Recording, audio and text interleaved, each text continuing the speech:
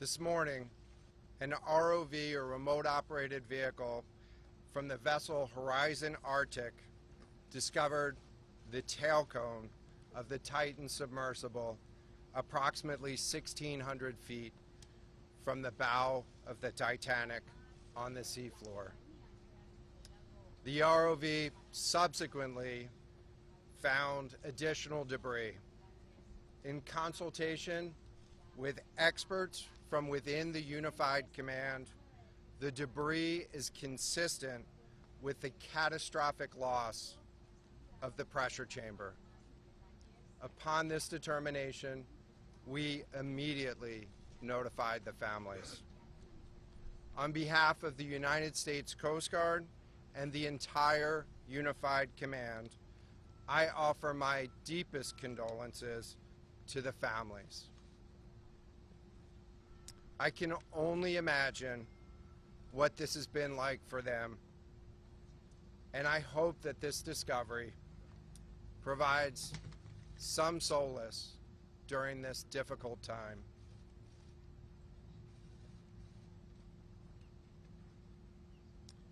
Additionally, we've been in close contact with the British and French consuls general to ensure that they are fully apprised and that their concerns are being addressed. The outpouring of support in this highly complex search operation has been robust and immensely appreciated. We are grateful for the rapid mobilization of experts on the undersea search and rescue, and we thank all of the agencies and personnel for their role in the response. We're also incredibly grateful for the full spectrum of international assistance that's been provided. The ROVs will remain on scene and continue to gather information. Again, our most heartfelt condolences go out to the loved ones of the crew. We'll now take questions. John, what other debris have you found? John, what other debris have you found? Can you talk about the delay in reporting the vessel missing and what impact that had on the recovery? Search and recovery? This was a incredibly complex case, and we're still working to develop the details for the timeline involved with this casualty and the response. And so we'll provide that. James Matthews from Sky News. John, what other debris have you found? And have you found any trace of those who were on board? So this is an incredibly complex operating environment on the seafloor, over 2 miles beneath the surface. And so the remote operating vehicle has been searching, and it is highly capable, and we've been able to classify parts of the pressure chamber for the Titan submersible. Let me refer to one of my undersea experts here, Mr. Paul Hankin, to talk about the nature of some of the debris.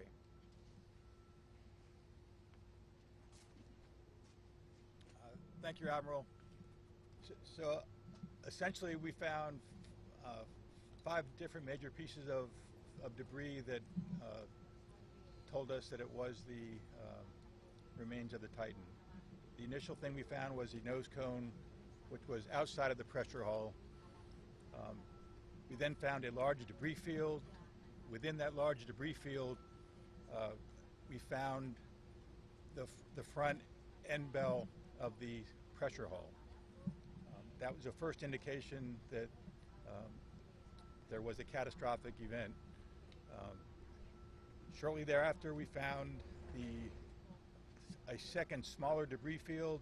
Within that debris field, we found the other end of the pressure hull, the aft end bell,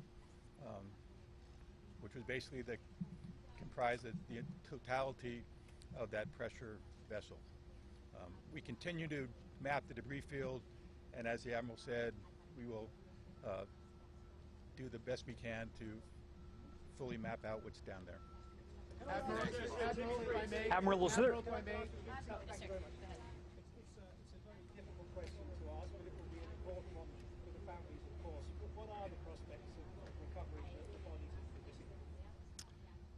So the questions was related. I'm restating the question from the standpoint of sometimes it's hard to hear the question here.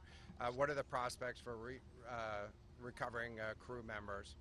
And so this is a incredibly unforgiving environment down there on the seafloor, and the debris is consistent with a catastrophic implosion of the vessel. And so we'll continue to work and continue to search the area down there, but I don't have an answer for prospects at this time. Admiral, it's Tom Costello at NBC News. Is there any suggestion, any suggestion at all that the sub itself collided with the wreckage of Titanic, or that instead it might have imploded above the wreckage and then rained down nearby?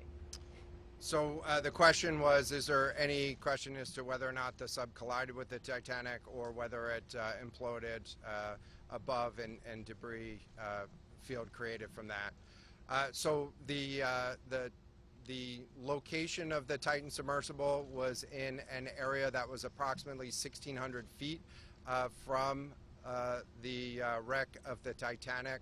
I have an expert here that is familiar with that area and can talk about the debris field and what the debris field indicates in terms of where the casualty may have occurred. Rear Admiral, really quickly, can you tell me when that... Wait, let's get the expert voice, please. Hang on a second. The expert voice is coming up to answer the question. Thank you, Admiral. So the question is, where does the wreck lie in relation to the Titanic?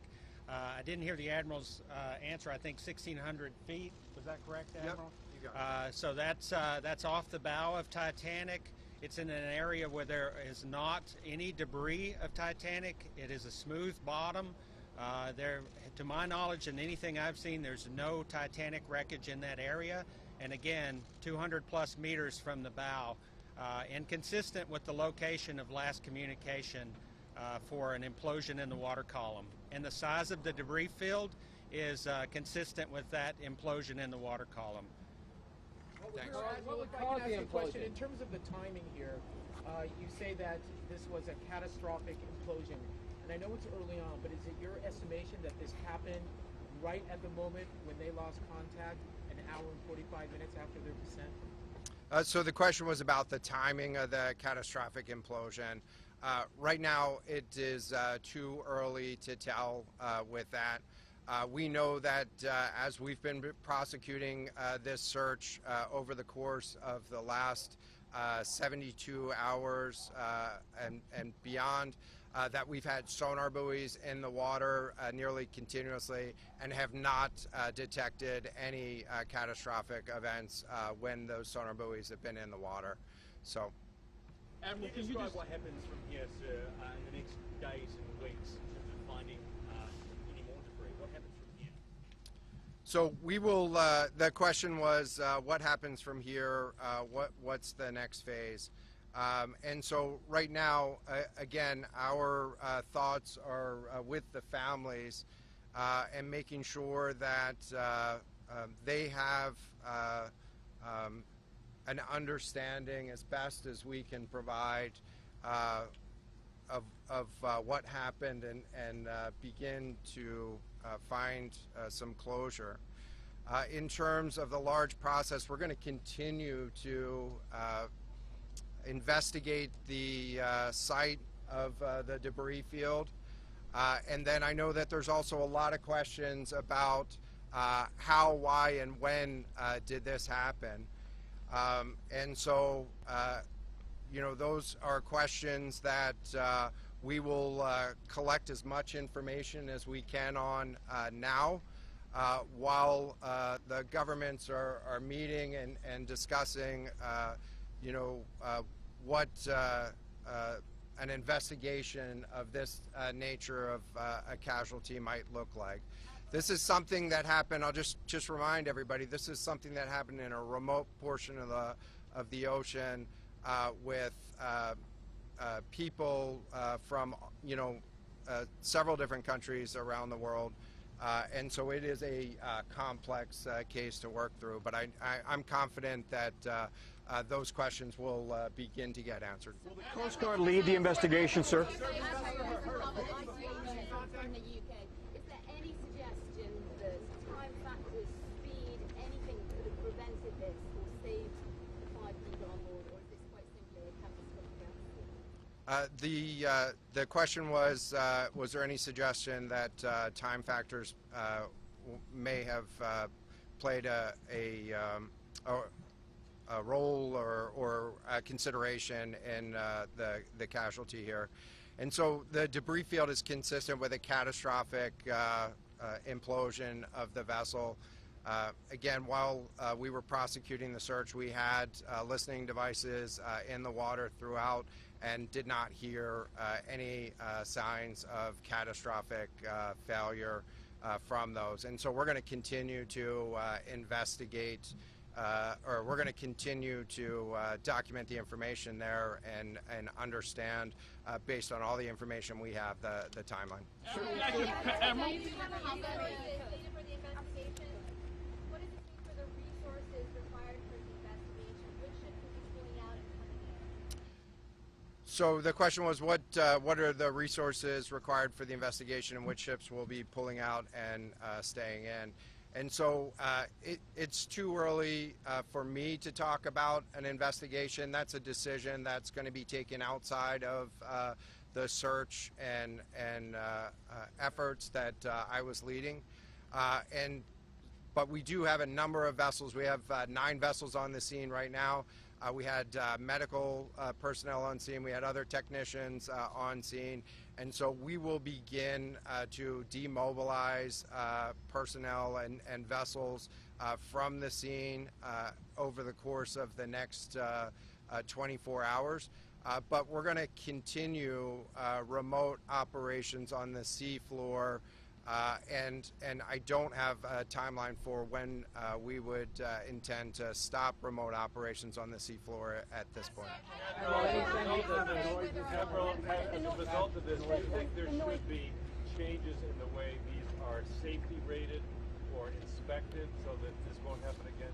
Yeah, the question was essentially about do you think that there should be changes in safety ratings or inspection for these standards? I know that there's a lot of questions about why, how, when this happened, and the members of the Unified Command, have those questions too, as professionals and experts that work in this environment. And this is an incredibly difficult and dangerous environment to work in out there. But those questions about the regulations that apply and the standards, that's going to be, I'm sure, a focus of future review. Right now, we're focused on documenting the scene and continuing the subfloor. I know we don't know the timing here. We don't know the timing here, but there was the banging noises yesterday that redirected and redeployed the ROVs to this area. Is there anything conclusive in those noises, and did that redirection and then finding this debris field today all help? So throughout the search efforts, we reacted to the information that we had available to us, and while we continue to send it off for deeper analysis. Again, really complex operating environment for us to work in. Let me check with the experts, but there doesn't appear to be any connection between the noises and the location on the seafloor. Again, this was a catastrophic implosion of the vessel, which would have generated a significant broadband sound down there that the sonar buoys would have picked up. Admiral, a lot of questions about who might be. Admiral, you mentioned closure for the families. Admiral, can I just ask you about your comment regarding the families? They dropped into the ocean today. It arrived early this morning. It seems that swiftly was able to find it and rebuild. We'll talk about the speed of that. And also, were all of the assets involved moved as swiftly as possible to the area? And was any help turned away, as some lawmakers have criticized the government? This was a incredibly complex operation. and we were able to mobilize an immense amount of gear to the site in just a really remarkable amount of time, given the fact that we started without any sort of vessel response plan for this or any sort of pre-stage resources. And so the equipment that was brought on site this morning that we were using was a pelagic ROV capable of operating at 6,000 meters, cameras, sonar, other articulating arms and resources on it.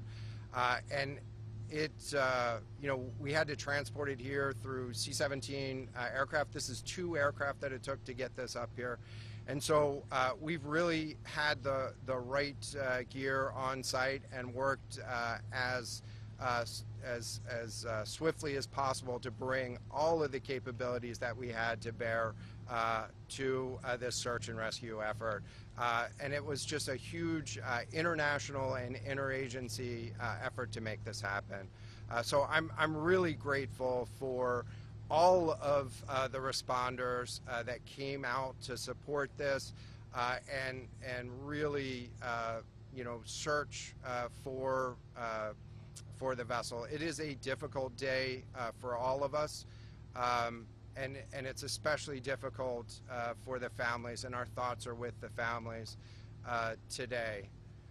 But this was an immense support, and we had the right gear on the bottom to find it. So thank you. Admiral, you mentioned the Admiral. Will you attempt to recover the bodies, can we ask you, though? The victims, will they be recovered? Thank you so much, everyone, for attending this afternoon. There are no future planned press conferences. Updates will be shared to the USCG Northeast Twitter page, and our staff will be available